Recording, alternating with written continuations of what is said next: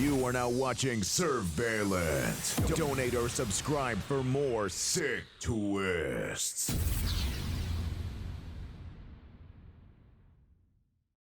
Hey guys, how's it going?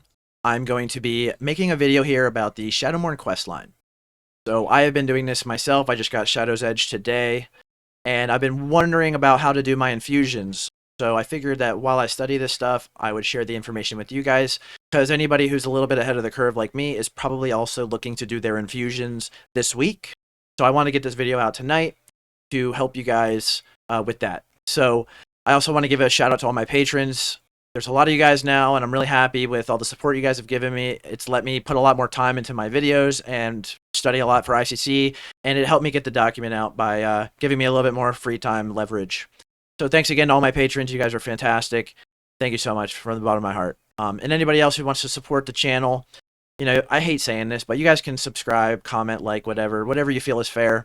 I really hate having to say that, but it really does help the channel, especially with, like, you know, searching and the algorithm and everything. So thank you if you do that. I appreciate it. So without further ado, let's get started. We're going to cover the Shadowmourne questline from start to finish. So I guess the first thing we should do is talk about the changes to the Shadowmourne questline that Blizzard did while ICC was on the PTR. I actually already made a video about the changes to the Shadowmourne quest if you guys want to check it out. But just in the sake of being comprehensive, I'm going to go over them again really quickly.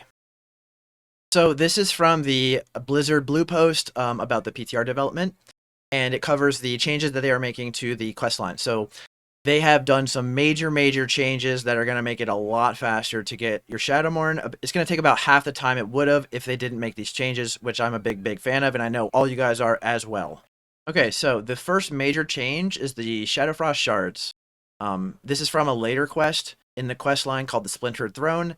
Now you don't have to have anybody in your raid on that quest to start collecting them. In fact, everybody who's first on Shadowmourne has probably already started collecting them because they drop pretty much all the time in raid. The drop rate seems to be pretty high, and you also get 5 of them guaranteed from the last 5 end bosses. That you'll see later on in this post. So this is probably the biggest thing that speeds up the collection of Shadowmourne and the completion of the quest, because the biggest thing that cost you time before was waiting to get to that part of the quest, which you can only really get to by week 3 or week 2. You could probably have it for Lich King.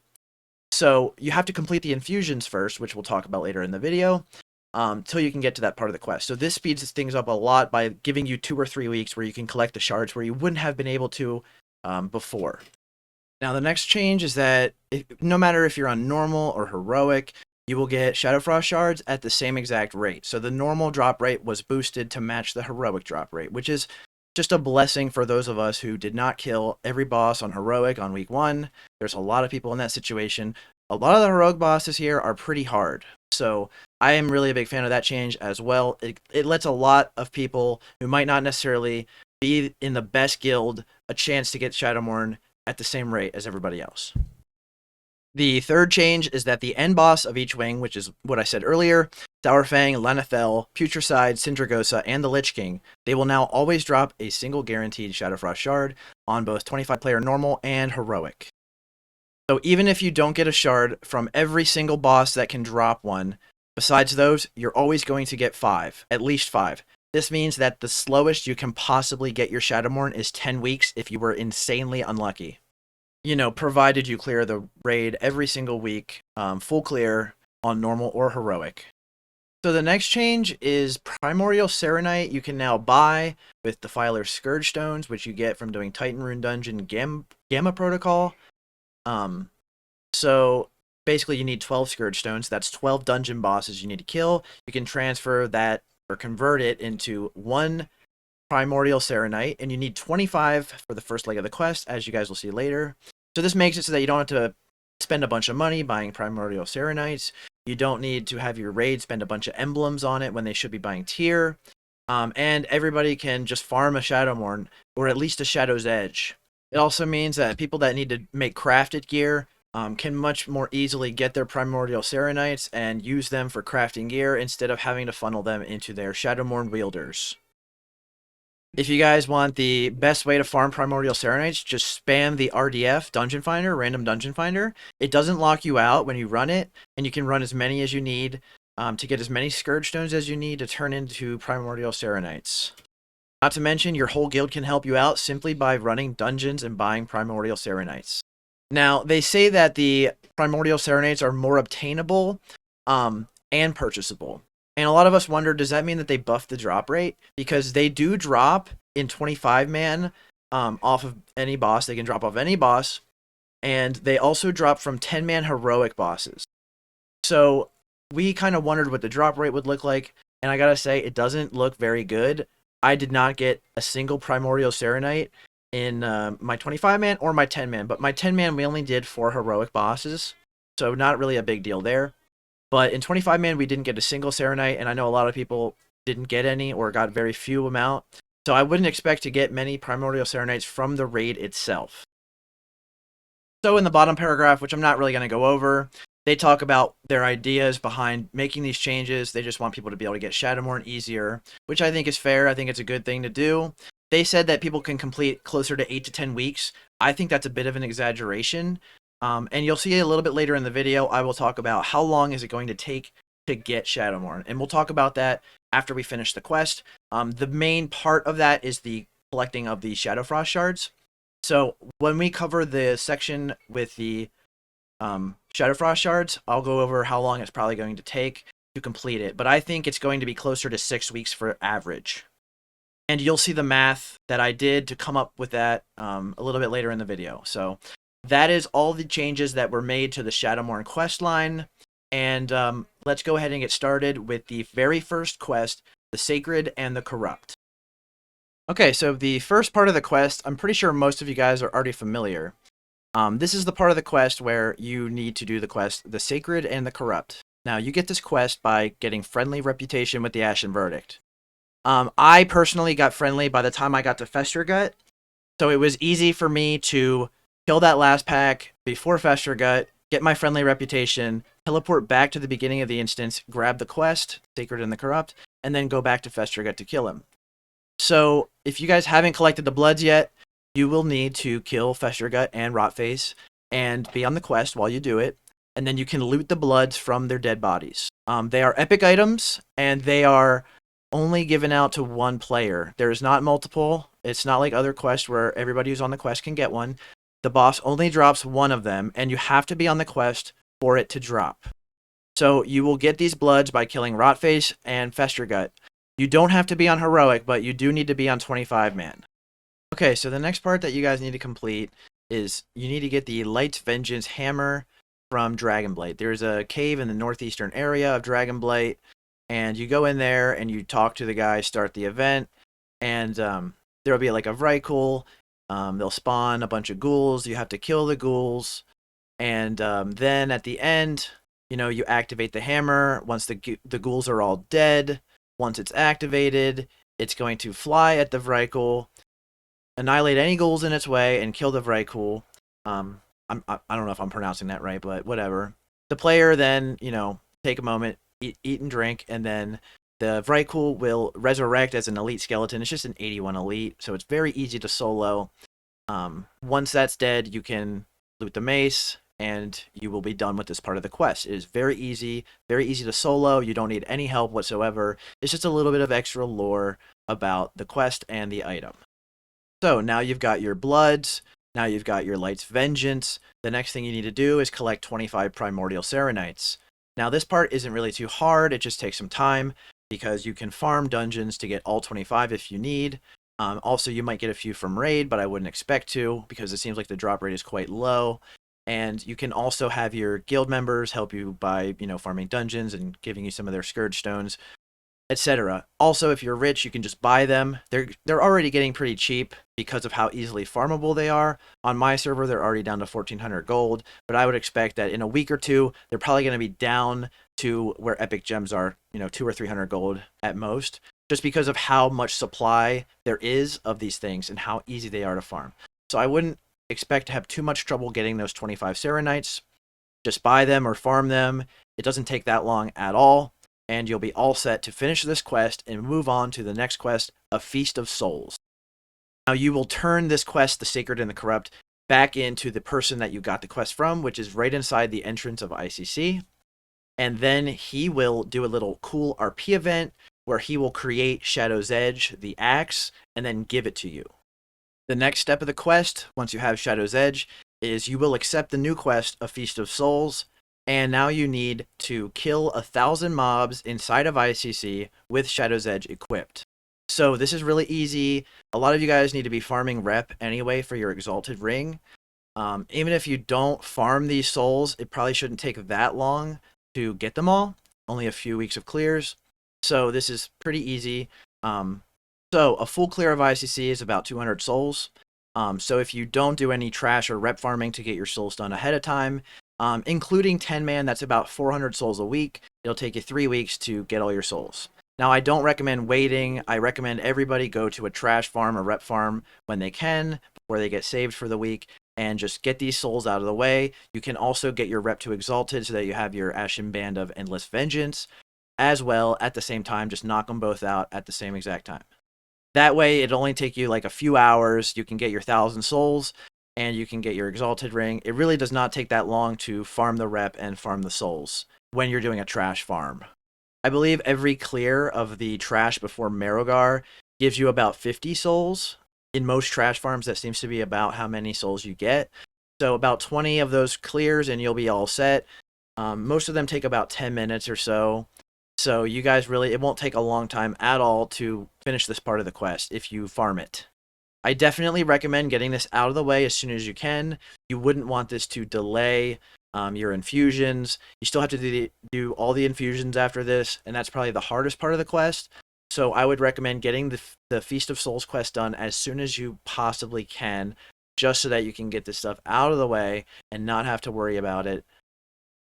Okay, so now you've got your souls infused into your Shadow's Edge. You're going to go ahead and turn that quest in, and you're going to pick up the next quest. The first infusion that we have to do, the Unholy Infusion on Professor Putricide. Now you're going to want to do these bosses in the proper order so that you can complete all the infusions in the same raid. So that means you need to do Putricide first, then you need to do Blood Queen Lana'thel for the Blood Infusion, and then finally you need to do Sindragosa for the Frost Infusion. So you're going to need to ask your guild to kill those bosses in that order. That way you can complete the infusions in one raid ID. Now, the way that these infusions work is that you have to have Shadow's Edge equipped, and you do these infusions by doing very specific tasks on these fights. The first part, the Unholy Infusion, is Professor Putricide, obviously. So you have your Shadow's Edge equipped, and then you must perform the role of the Abomination during the fight. So during the pull, you have to run to Putricide's table and use it drinking one of his concoctions. It'll turn you into an abomination, and you will have a disease on you. Make sure that nobody in the raid dispels you, or else you will not be an abomination anymore. It basically takes away your abomination abilities. So make sure that nobody has cleansing totems down or cleanses you during this, because they will screw it up, and you'll have to go drink the concoction again, turn yourself back into an abomination, and start all over. Now, when you turn into an abomination, it'll change your hotbar into something like this. You'll have 4 main abilities, but the 6th ability, which is the last one on the right, that is the infusion that you are going to use to infuse your Shadow's Edge with the Unholy Infusion. But it requires a full energy bar. So you need to have 100 energy to cast it. It is a 4-second cast, so you need to make sure that you don't have tear gas occurring during your cast, or you're going to have to restart and cast it again afterwards. So the tear gas happens at, let's see, 80%. That's when you get your first tear gas. It's a 15-second intermission where the tear gas will stun you. And then the other tear gas is going to happen at 35%. So make sure that if you're casting your infusion, you're not going to get interrupted by the tear gas. Okay, so let's go through the abilities, because you're going to be performing the role of the Abomination in this fight, so you're going to need to know what these abilities do. At the very least, until you do your infusion. After you do your infusion, you could have somebody dispel you and take over doing the Abomination if you want for the rest of the fight. But just in case you just want to do the Abomination role the entire fight, make it easier, which is actually the easier method, because having somebody else switch to the Abomination means they have to start over with no energy. You have a little bit of downtime with no Abomination up. It's just better for you to do the whole fight as the Abomination. So let's go through their abilities. Okay, so the first ability on the left, button number 1, is the Eat Ooze ability. So throughout the fight, Putricide is going to throw a bunch of growing ooze puddles on the floor, and if you're standing on top of the growing ooze puddle, you can use Eat Ooze as the mutated abomination to consume the slime puddle and just kind of decrease the size of the puddle until it fully goes away. Doing this will reward you with energy. You'll get 4 ooze energy every time you use the ability, which then you can use to cast other abilities. Okay. Your second ability, number 2, is your Regurgitated Ooze. So this is a 50-yard range ability that the abomination can use on a volatile ooze or a gas cloud to slow them down by 50% for 20 seconds. This is a really important ability. It also gives you, or it gives them, a damage over time, dealing 95k damage. So it's a big deal. While it's kind of optional, the mutated abomination driver should try to use this ability on gas clouds, especially to help the raid. So that's straight from WoWHead's guide. That's what you're going to use to slow down the oozes and gas clouds, which is a big part of the fight. So your third ability is the Mutated Slash, which is essentially just a melee swing of the Mutated Abomination. It's kind of like a Devastate. It deals 12k damage every second, and it applies an armor debuff, stacking up to 5 times for a total of 20% armor reduction in less than 5 seconds to apply. The effect does not stack with exposed armor or sunder armor. That should already be on the boss, but it's a nice bonus when you're done clearing ooze puddles and have some time to deal damage. So basically, you're going to pilot the abomination throughout the fight. You're going to clear the room of all the growing ooze puddles by using your Eat Ooze ability number 1. You're going to suck up all the oozes, get your energy high as you can. Occasionally, you're going to get an ooze, either a green ooze or an orange ooze, and you're going to use your number 2 ability, the Regurgitated Ooze, in order to slow them down so that they're easier to deal with for the raid. Okay, that's the main mechanic of this fight, is using the abomination to slow down the oozes so that the raid can more easily handle them. That's the gist of what the abomination's role is for. Now, there is 2 different oozes that spawn in this fight. There is the green ooze and the red ooze, which is also called a gas cloud. Most people call them the green ooze and the red or orange ooze. So after 25 seconds, he will summon the first ooze, which is going to be a green ooze, a volatile ooze. You were going to use the abomination to slow it down. All you got to do is make sure you have some energy, and then you're going to use your number 2 ability, and target the ooze to slow it down. It's got a 50-yard range, so it can go really, really far. Now, of course, like I said before, you're going to need to eat up the ooze puddles, not only so that nobody stands in them and you have room in the room, but you're also going to need to eat them up for energy so that you can slow down these oozes, which are pretty dangerous. So the oozes, when they spawn, they will each target a player. The green ooze will stun the player it targets, and the gas cloud will not. So you just kind of kite the gas cloud or the red ooze around if you get targeted, and the green ooze, you can't really do anything if you get targeted. People just need to kill it. So the reason that you slow this down is to make it easier to kite, or to prevent it from, in the case of the green ooze, getting to the player and blowing up, hurting everybody. If you are eating an ooze puddle that is like pretty close to the boss, I believe you can hit your number 3 ability, which does not consume energy, at the same time as you use your number 1 ability to eat the ooze puddle, as long as the boss is close enough for you to hit.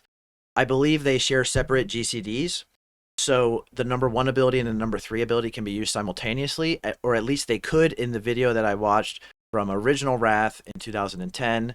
It seemed like you could do that back then, so I think you should probably still be able to do that now. So if the boss is ever close enough to you while you're eating oozes, or you don't have anything better to do, you can use your number 3 ability to damage the boss and add a little bit of extra damage if you don't have thunder armor.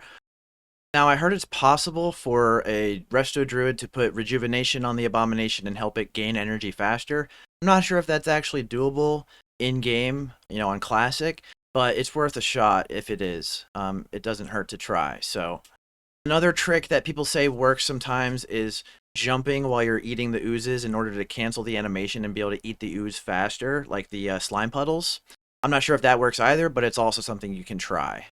So the boss will continue alternating green slime, red slime, green slime, red slime, or green ooze, red ooze, whatever, throughout the fight. If you're on heroic difficulty, at the 80% transition into phase 2, he will actually spawn both a red and a green at the same time. And ideally, you would slow them both. So let's talk about, now that you know how to do the abomination, let's talk about when you should do the shadow infusion. Use your full energy bar to infuse your weapon. What's a good time to do that? So ideally, the when you use your shadow infusion, ideally the next ooze that's going to come out will be a green ooze.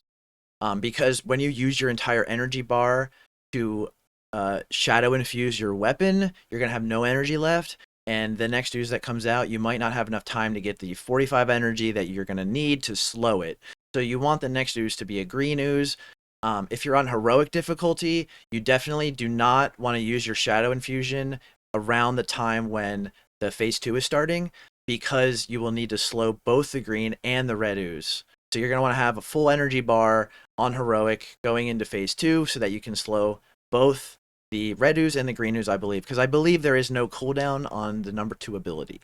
So one of the best times to infuse your weapon is right after you slow a red ooze. It's going to cost you 45 energy to slow it. So you're going to slow the red ooze. You're going to go drink, drink, drink from the ooze puddle. And then once you get back to 100, you're going to infuse as fast as you can. It is a 4-second cast. Make sure you do not get stunned by the vile gas during that. If you are on heroic difficulty, just remember that right after the 80% intermission and phase 2 begins, you're going to get both a red and a green ooze. You're going to want to have full energy for that. So you probably want to wait until after those 2 oozes are handled before you infuse. So if you're on normal, you're probably going to infuse after the first red ooze. If you're on heroic, you're probably going to want to wait until after the phase 2 transition, when you get the 2 simultaneous green and red oozes. Slow them both. Make sure you have a full energy bar. And then go back, drink, drink, drink from the ooze puddle, get yourself back to 100, and infuse your weapon as fast as possible. Then all you got to do is go back and start drinking puddles again and slowing the oozes one by one for the rest of the fight. Once the boss gets to phase 3, which is at 30%, he'll do another intermission. And after this point, you will no longer be an abomination. And because usually this is done by the second tank. And in phase 3, there is a tank swap mechanic, so you lose control of the abomination in phase 3. If you're playing Ret here, then you just get to start DPSing the boss, essentially. Now, when you do your infusion, it's going to give you a 6-minute buff, and then the boss must die for the infusion to count towards the quest. So you must have the buff on you when the boss dies. This means that you got to kill him within 6 minutes and not wipe. If you die or wipe, I don't think it's going to count. Actually, I'm not sure about the dying part, but I would think that you would lose the buff on death. I'm not 100% sure on that, but you have to kill the boss with the infusion. If you wipe, you're going to have to try all over again. Alright, so now you've gotten the hardest infusion, in my opinion, out of the way. The last 2 are pretty simple. In my opinion, these ones are pretty easy. Don't require a whole lot of knowledge to complete. Now, make sure that you're not tanking on this fight, because it's going to make doing the quest a lot harder if you happen to be tanking on this fight for whatever reason. Okay, so your first goal is to very simply run up to where the tanks are tanking and stand on the main tank so that you get the blood mirror debuff. You have to get this for the infusion. You don't need to have it for any length of time. You just need to have it for a split second at most, okay? You don't need to get the second, third one, whatever. After you get this debuff, you're going to move back out, let the off tank go back in, and get the next one. This is also going to put another debuff on you called the Gushing Wound. That does about 1500 damage per second and reduces the damage you do by 10%. Now, this makes the next step a little bit more difficult, where you need to be second on threat to get the bite, but not impossible. Now, this guide says that she usually bites the person who's doing top DPS. It's actually a threat mechanic. So she's usually going to bite the person who is highest on threat, who is not tanking. Now, if you're a paladin, it's very easy to secure the first bite as long as you use Righteous Fury without pulling aggro. You can get up there with the tanks, a little bit under them, and make sure that you get the first bite by having the highest threat of anybody but the tank. Now, there does seem to be a little bit of a bug with mirror images. Make sure that your mages don't use mirror image until the first bite goes out, because when we did the raid on both 10 and 25 man, if a mage had mirror images up, they actually could steal the bite from whoever was highest on threat. So you might want to avoid that if that is what is causing you to not get the bite. Now, this can still be done if you don't get the first bite. It's technically possible to get the second bite and still complete the infusion. It's just going to look a little bit different. Though, personally, I think this is going to be much, much easier if you get the first bite. If you get the second bite, there's a little bit of a trick with having the first bite suicide, and also you need to make sure that the boss lives long enough so that you can get 3 more bites out. It's just a whole thing, and it's much easier if you just get the first one. So, after you've gotten the first bite, basically what's going to happen is you're going to get a debuff, or a debuff. It doubles your damage, basically. It is called Essence of the Blood Queen, and it also makes it so that your attacks deal no threat. And it's going to last for about a minute. When that minute runs out, you're going to get put into a thirst mode, like this you see on the screen here, and you're going to have to bite your next target, okay? You're going to need to do this 3 times to complete the infusion. In order to bite somebody, all you need to do is press number 1. It's going to change your action bar, and the only ability you have is the Vampiric Bite on slot number 1, keybind 1. If you don't bite somebody in time, you will turn into a mind-controlled zombie, and the raid will have to kill you, and you will not infuse. Now, if you're worried about your action bar not cooperating because you use like some sort of add-on, all I can say is Bartender worked for me. If it's not going to work for you, you can always have a backup macro on one of your top bars that's not going to change. Just make sure it's one of your top bars there. The macro is really simple. It's just /cast Vampiric Bite. So getting the first bite makes the most sense as it gives you the most possible time to bite other people and to make sure that you get your infusion done. All you need to do is get these 3 bites and you're done. If you kill Blood Queen Lana'thel after getting your 3 bites, you will get your infusion completed. Now, every time you bite somebody, it's going to give you another stack of the Gushing Wound debuff. So you're going to need to be getting some heals, especially after you've done your second, third bite, etc. Because you're going to be taking a lot of damage from it. So make sure that your healers are on top of keeping you alive for the rest of the fight so that you can complete your infusion. Now, this one doesn't have a time limit, unlike Putricide with the 6-minute buff. So it doesn't matter how long it takes you to kill the boss, as long as she dies and you don't wipe. Now, if you're a Ret Paladin, securing the first bite is pretty easy because all you got to do is, after your first GCD and the tank has some threat, all you got to do is turn on Righteous Fury and do some damage without pulling aggro. Get yourself second on threat and make sure you get the first bite. Now, you need to do this early enough, which is why I usually turn on Righteous Fury on my second GCD, because the first bite is decided pretty early into the fight. You need to make sure you get that threat up quick. If you're playing a DK or a warrior, I'm not sure what abilities you guys have in order to increase your threat on the boss, but you can always make people slow their DPS until you get the bite. That's always a possibility too. It's not going to make the boss that much harder because most of the DPS on this boss comes later in the fight when everybody is bitten. Just make sure that whatever threat abilities you're using, if you're using Righteous Fury, make sure that you turn it off before you pull aggro. You can climb really, really fast on the threat meter with Righteous Fury. It kind of made me nervous because of how fast I would climb. You have to be really careful not to pull aggro. Once you get high enough on threat, and you're second on threat and everybody's way below you, you can turn off Righteous Fury so that you don't pull aggro. And that's really all there is to it. Now you've completed your blood infusion. Let's move on to by far the easiest infusion, the Frost Infusion. Let's go to Sindragosa. Okay, so now we've handed in our blood infusion at the beginning of the instance, and we picked up our Frost Infusion. This is the easiest one by far, especially if you're going to tank Sindragosa anyway. But if you are going to DPS, it's still really not that hard, by far the easiest one. So all you need to do is get Sindragosa to breathe on you 4 times.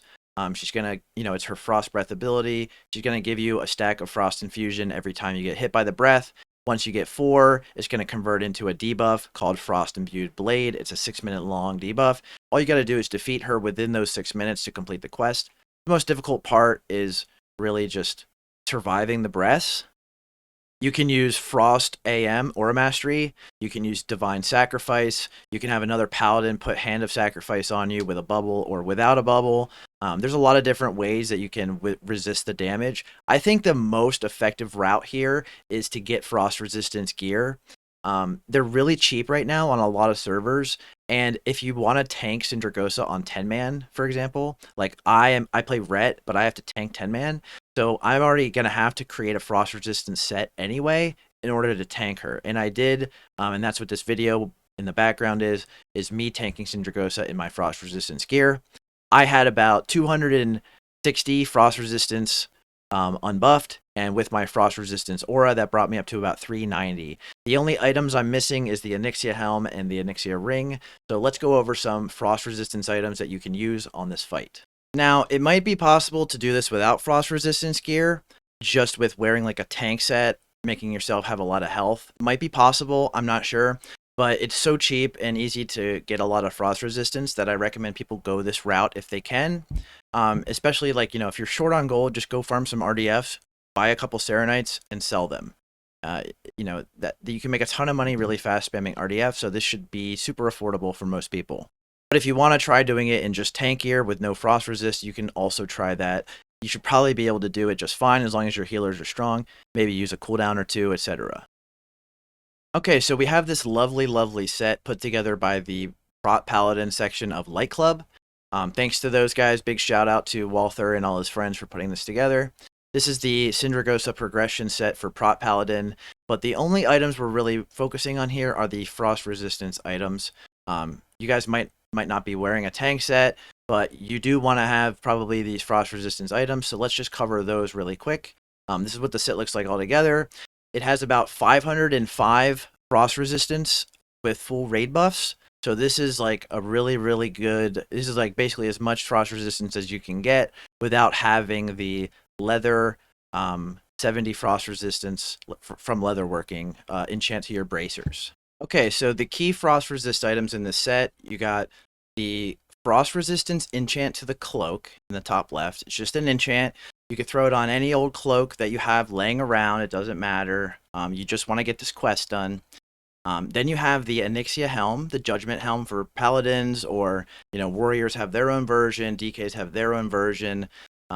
They have 10 frost resist on them, which isn't amazing, but it's something. Plus, there is a frost resistance enchant to the helm, which if you don't have an Onyxia helm, you can always just throw the frost resist enchant on any old helm you have lying around in order to complete this infusion. So then you also have the Onyxia ring, signified ring of binding. It's got another 30 frost resistance on it and some defense, which is nice. Then you have the Icebane girdle and the Icebane treads. These are crafted. You can buy them off the auction house. I bought them each for I think 250 gold, so they were super cheap. And then you have the titanium frostguard ring, once again, also crafted and also very cheap. Now, you don't necessarily need all these items to be able to do the infusion, but I would try to have at least 3 or 4 of these items. At least the bottom row is super easy to get, along with the helm enchant and the cloak enchant. So I recommend everybody get the 3 BOE items on the bottom, and to enchant their helm and their cloak. That's the easiest stuff you can do. Even if you don't have the Onyxia helm or the Onyxia ring, you should be fine with that stuff. So, really simple. Put your frost resistance gear on, and then make sure you are in front of the boss every time she does her frost breath. You need to get 4 frost breaths in one pull, and then kill the boss. The frost breaths don't have to be consecutive, but they do need to be in the same attempt. Now, you're also going to want to make sure not to use bubble or any invulnerability spells to keep your debuff from going away, and you're going to want to make sure that you don't die for the rest of the fight.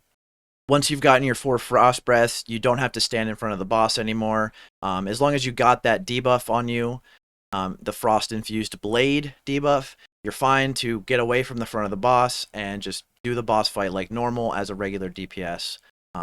This is also very, very easy to do if you're tanking, obviously. So if you have a tank set, good tank gear, you could also just tank the boss, and that will be fine. But you're going to need some frost resist for that as well. So, all right, so now you've completed your frost infusion. It's time to go back to the front of the instance and turn it in. Now that all your infusions are done, the next quest you're going to get is called the Splintered Throne. Now, originally, this would be the point at which you can start collecting Shadowfrost shards. But because of the quest changes that Blizzard did, you have already been collecting Shadowfrost shards this whole time, most likely, speeding up the entire process by a few weeks. So you need to get 50 of these Shadowfrost shards. They drop in 25-man normal and heroic. They do not drop in 10-man, even on heroic. So the Endwing bosses are Sourfang, Putricide, Blood Queen Lana'thel, Sindragosa, and the Lich King. Those 5 bosses will give you a guaranteed shard, so you will always get at least 5 a week as long as you full clear. The rest of the 7 bosses have a chance to drop, and honestly, it seems really great. So I did a little bit of math to see how long it would take most people to complete their Shadowmourns based on the drop rate of the shards.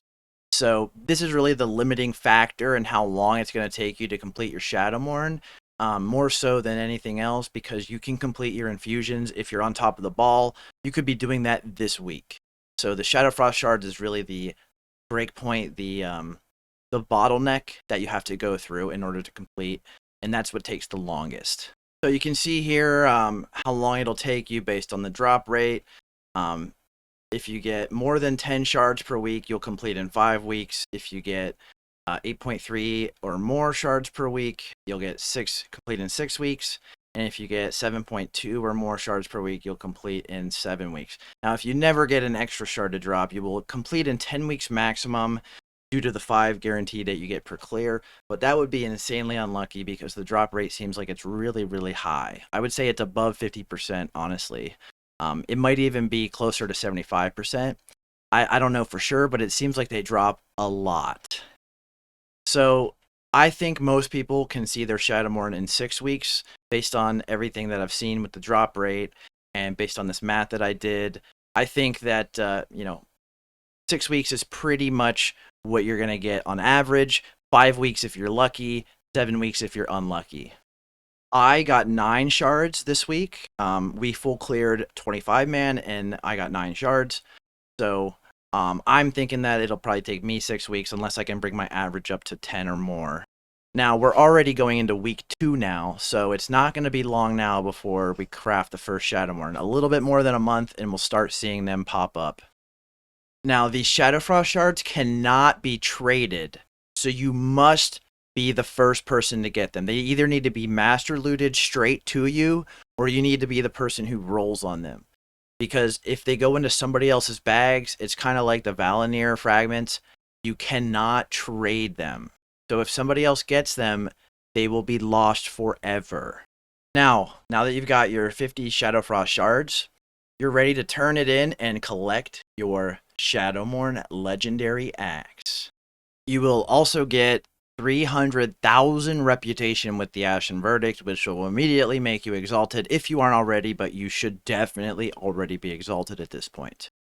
But wait, there's more. This isn't actually the end of the Shadowmourne quest line. So you have the axe now, but there's actually another quest at the very, very end that gives you a bunch of really cool stuff. So this next quest, after you get the Shadowmourne from High Lord Mograine, he's going to ask you to finish the job and kill the Lich King. So you're going to want to have your Shadowmourne equipped, and you're just going to kill the Lich King. That's all you need to do. He's going to complete the quest, and when you kill the Lich King, he's going to drop a extra piece of loot called a sealed chest. This is a item that begins a quest. Now, I believe that the way that this should work is that even if you aren't the master looter or whatever, the Shadowmourne wielder should be the only person who can loot this item. Now, I'm not sure if it's going to work exactly that way in Classic, but from what I've read, that's how it should work. It's an item that only the Shadowmourne wielder can loot, and it begins the final quest for them. So that way you shouldn't have to worry about master looting it to the right person, etc. I'm pretty sure that the Shadowmourne wielder on the quest can just loot it off the boss when he dies. So all you got to do is take the sealed chest back to High Lord Mograine right at the beginning of the instance, and he's going to give you an unsealed chest. It has 5 items that are essential pieces of Arthas's history. If you guys are into the lore, this is a really cool part of the quest, giving you a little bit of backstory about the lore. It's going to have Alexandros' Soul Shard, Arthas's Training Sword, Badge of the Silver Hand, Blood of Sylvanas, and Jaina's Locket.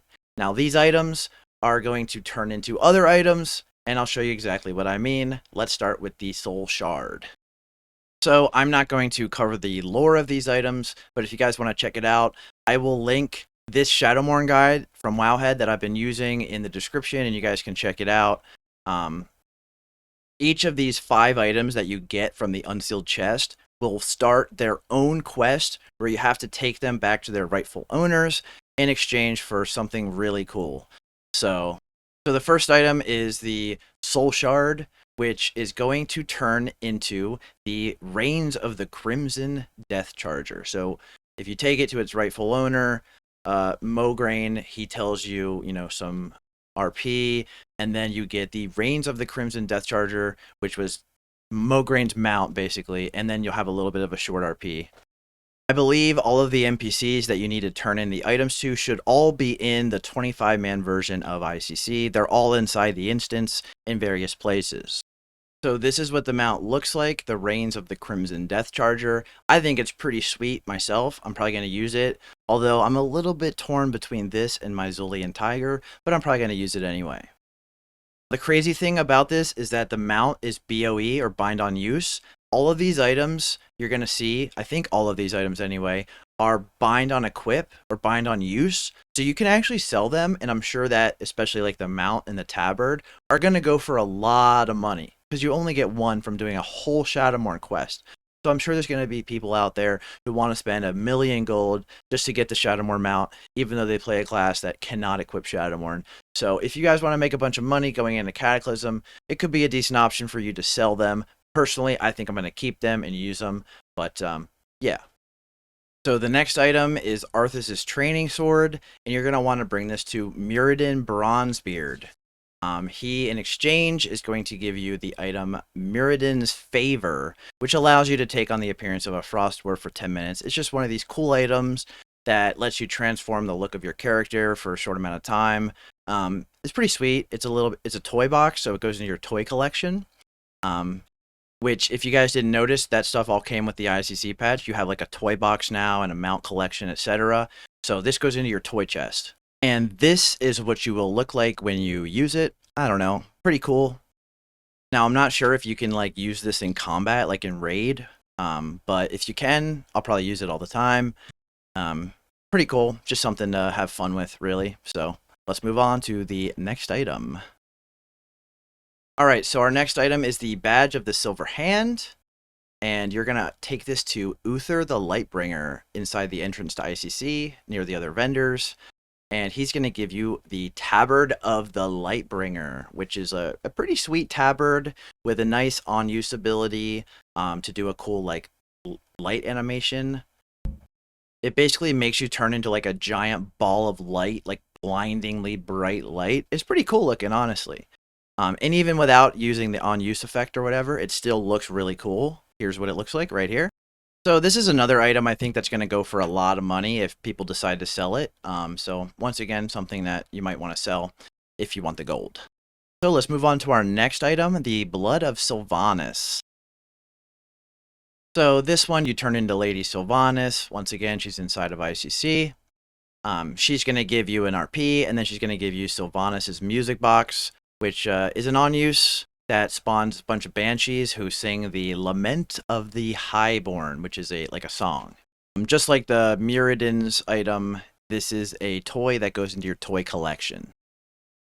And the final item that you'll get from the Shadowmourne rewards at the very end is Jaina's Locket, which is just an item that allows you to create a portal to Dalaran that everybody in your group can use, so you basically just turn into a mage.